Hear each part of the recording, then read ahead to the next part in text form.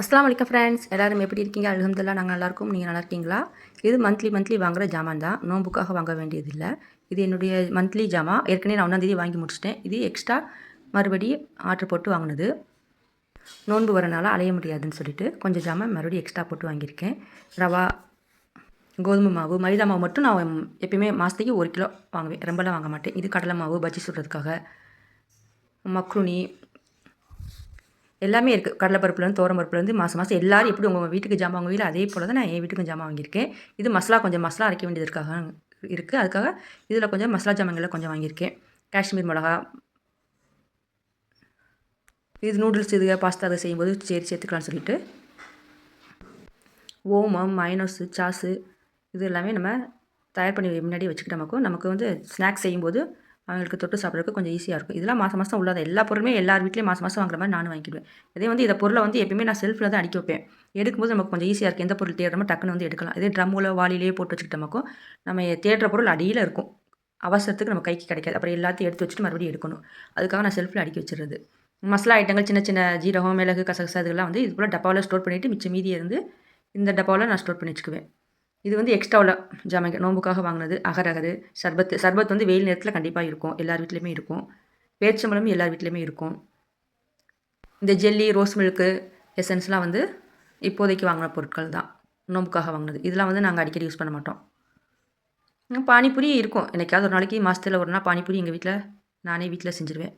இது வாங்கி வச்சு இஞ்சி பூடு 400 வெள்ளைப்பூடு, 400 இஞ்சி, ரெண்டுமே சரிசமமாக தான் நான் எப்போயுமே அரைப்பேன். சேர்த்து நைஸாக அரைச்சி எடுத்துக்கோங்க. தண்ணி எதுவும் சேர்க்க வேண்டாம். அது கூட 1 ஸ்பூன் மஞ்சள்தூள் சேர்த்து நைஸாக அரைச்சிக்கோங்க. இதில் உப்போ எண்ணெயோ சேர்ந்து கலந்து வைக்கணுங்கிற அவசியம் கிடையாது. 1 ஸ்பூன் மஞ்சள்தூள் போட்டு அரைச்சி நீங்கள் 2 மாதம் வரையும் நீங்கள் ஸ்டோர் பண்ணி வைக்கலாம், கெட்டே போகாது. என்ன ஒன்று, கை வந்து விடாமல் ஸ்பூன்லேயே வந்து அள்ளிக்கிடணும். ஸ்பூன்லேயே அரைச்சதை வந்து அள்ளி ஒரு கண்ணாடி பாட்டிலில் வச்சிங்கனாக்கும் உங்களுக்கு 2 மாதம் வரையும் கண்டிப்பாக கெட்டே போகாது. அப்படி எப்படி அரைச்சி வச்சிங்களோ அதே டேஸ்ட்டு அதே இதில் தான் இருக்கும்.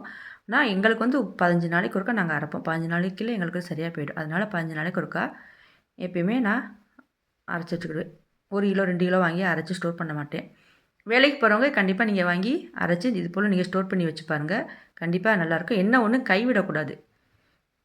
அதே மாதிரி கடைசியில் உள்ளது வந்து வலிச்சுலாம் வைக்கக்கூடாது. வலிச்சுலாம் வந்து கையை வச்சு வலிச்சு நீங்கள் கண்ணாடி பாட்டிலில் ஸ்டோர் பண்ணக்கூடாது. அப்படி உங்களுக்கு இது பண்ண வேஸ்ட்டாக போகுது நீங்கள் நினச்சிங்கனாக்கா தண்ணி ஊற்றி அலசி நீங்கள் ஒரு டப்பாவில் போட்டு இது ஸ்டோர் பண்ணி வச்சுக்கோங்க. எதுக்குனாலும் குழம்பு வைக்கும்போது நீங்கள் சேர்த்து ஊற்றிக்கோங்க.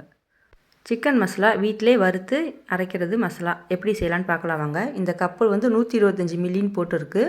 அந்த கப்பில் வந்து 3 கப்பு மல்லி எடுத்திருக்கேன். லைட்டாக பொன்னிறமாக நல்லா வருங்க. அடுப்பு ஸ்லிம்மில் வச்சுக்கோங்க. வறுத்து ஒரு சட்டிலேயோ இல்லை பெரிய தட்டிலே வந்து நல்லா போட்டு ஆற விட்டுக்கோங்க. அதே கப்பில் 3/4 கப்பு ஜீரகம், 1/2 கப்பு சோம்பு எடுத்திருக்கேன். மிளகு போட்டது அதில் வந்து 60 மில்லின்னு போட்டுருந்துச்சு. அதில் 1 கப்பு மிளகு எடுத்திருக்கேன். போட்டு எல்லாத்தையுமே நல்லா பொன்னிறமாக வறுத்து எடுத்துக்கோங்க. அடுப்பை ஸ்லிம்மில் வச்சுக்கோங்க.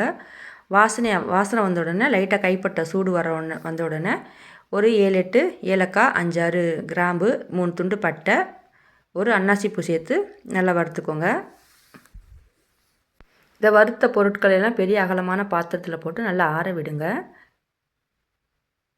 இது வீட்டிலே வந்து வறுத்து அரைச்சி நீங்கள் குழம்பு செய்யும்போது சூப்பராக வாசனையாக இருக்கும். நான் வந்து எப்பயுமே இது போல் செய்ய மாட்டேன்.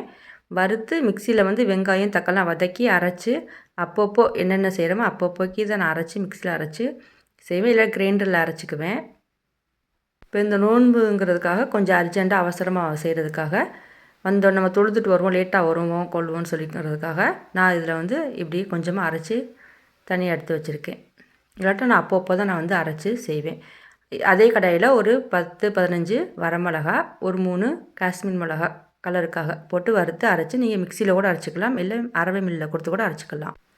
நம்ம அர்ஜென்ட்டுக்கு வந்து டக்குன்னு எடுக்கிறதுக்காக ஒரே டப்பாவில் எல்லாத்தையும் சேர்த்து வச்சுக்கலான்னு சொல்லிவிட்டு பாதாம் பிசின்னு மிக்சி ஜாரில் வந்து 2 ஓட்டு ஓட்டி தனியாக எடுத்து வச்சுட்டோமாக்கு நம்ம ஊற போடுறதுக்கு டக்குன்னு 1 ஸ்பூன் எடுத்து ஊற போட்டு உடனே ஊறி வந்துடும். அதுக்காக வந்து மிக்சி ஜாரில் அரைச்சி அந்த ஒரே டப்பாவில் 4 பிரித்து போட்டு வச்சுருக்கேன். இது வந்து அகரகர். இதே வந்து நறுக்கி மிக்சி ஜாரில் போட்டு ஒரு ஓட்டு ஓட்டி தனியாக அப்போ வந்து போட்டு வச்சுருக்கேன். ரெண்டுமே தனித்தனியாக வச்சுருக்கேன். ரெண்டுமே வெள்ளையாக இருக்கா, அதனால் கொஞ்சம் டென்ஷன் எனக்கும் எதில் கலக்குறேன்னு தெரியாது. அதுக்காக ரெண்டையும் பாலம் பிரிக்கிற மாதிரி பிரித்து வச்சுருக்கேன். நடுவால் சப்ஸா சீட்டை கொட்டி வச்சுக்கலான்னு சொல்லிட்டு அந்த சைடு ரோஸ் மில்க்கு எசன்ஸு, பாதாம் மிஷினு அதில் வச்சுருக்கேன். எடுத்து நம்ம கலக்கிறதுக்கு 4யுமே ஒத்தாப்பில் வச்சுக்கிட்டோமாக்கும் டக்குன்னு ஒரு மூடி ஓப்பன் பண்ணோமா டக்குன்னு வேலை முடிஞ்சிடும். அதுக்காக ஒரே டப்பாவில் கொட்டி வச்சுருக்கேன்.